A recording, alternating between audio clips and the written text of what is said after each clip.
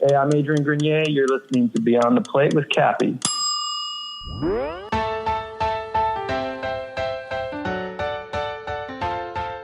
Hey everyone, this is Cappy, and you're listening to Just the Plate, a production of Beyond the Plate. Just the Plate is a short segment where chefs describe a dish or recipe that is meaningful to them. Now, as you know, we usually have these chef seasons, and we have chefs sharing meaningful recipes that they create in their kitchens with you. But now for the celeb season, we're having our guests share something that they create in their kitchen. So some may be from a book or a restaurant that they're involved with, or again, something they just cook at home, but they've been pretty interesting so far.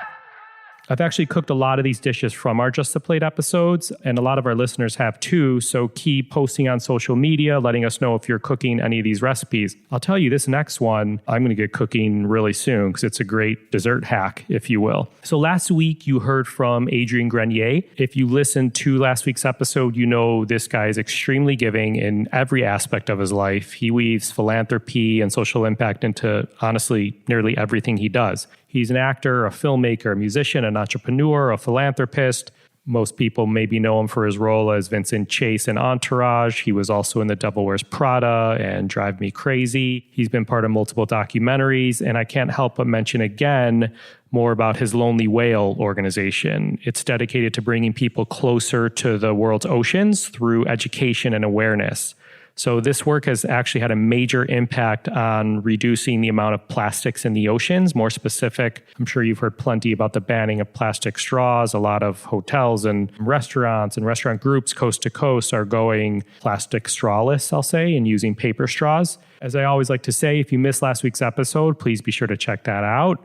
But for now, Adrian is going to share with you an Apple Crumble. I don't know which direction he was going to go. For some reason, I've read some stuff about him like loving breakfast foods, and he kind of considers this as such, but it's also a dessert. So it's a great dessert hack, if you will. He talks about things like tips for types of apple he uses. He actually uses an interesting ingredient, coconut sugar, which he shares why, and his topping for the crumble is what really gets me. So I'll stop talking. This is Just the Plate. Well, something that I've really enjoyed making as of late is a dessert, an apple crumble. It's really easy to make and always a hit. And basically just take a bunch of apples. I don't usually measure much. I just kind of feel it out. But you take a bunch of apples, imagine how many people you have, and then just feel it out. And I don't know, like 2 apples per person usually or something like that. Also keep in mind that they're going to shrink. So if you have a big person, maybe 3 apples, and then peel them, chop them into small pieces. That's up to you how big you want them to be or what shape, but just cut them up and then throw a little bit of coconut sugar or some sort of sweetener. You can use honey or agave, just something to sweeten them up. I just basically dust them. I don't like it to be too sweet personally, and you can always add. So put a little bit of sweetener, dust it with some flour just as a thickener, and then put some coconut oil. This is not in the right order, by the way. Actually, you should do the coconut oil first so that they absorb all the liquid. And then you can do the sugar and the flour, and then cinnamon, of course. But really, you could put any other, apple-y type lovely spices on there. And then you set the oven to about 300, 350 or so, and then just bake them for 40 minutes, 45 minutes. And now you have your base. And then what I do is I take the apples, I scoop them into a bowl, and then because I'm lazy or maybe because I'm smart, I don't know, I take some granola that my mom makes. She has a company called International Harvest, and they have a great line of granolas, and I just sprinkle some of that over the apple dish, and then you basically have your apple crumble. And then I would also recommend doing fun things like you take cacao bits and throw some cacao on there, or if you want like a nuttier flavor, you could throw some hemp seeds on there.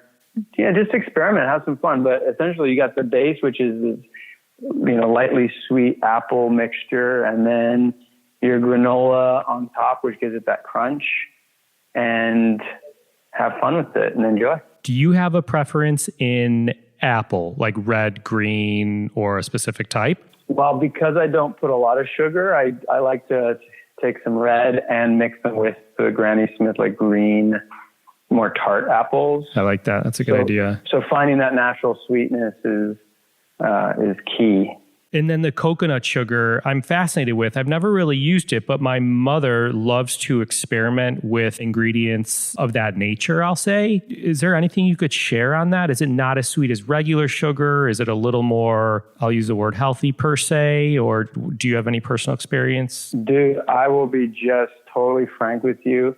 I'm not that precious in my cooking. Got it. I sort of shoot from the hip. I love the process. I love making mistakes. I love, skimming by the seat of my pants and not knowing if it's going to be any good at all.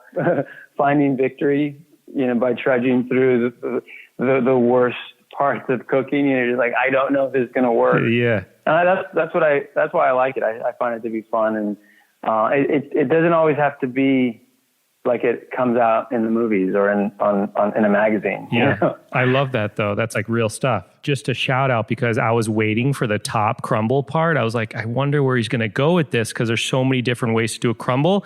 And what a great hack that is for a crumble, to do these like delicious, freshly baked apples and then use a delicious granola. Obviously, you spoke about the one of your mother's company, which I mentioned last time. I still want to check out their products. But that's such a great idea, to spoon, your favorite granola over the top to get that crunchy streusel flavor, if you will. Well, and by the way, this is not an unhealthy breakfast.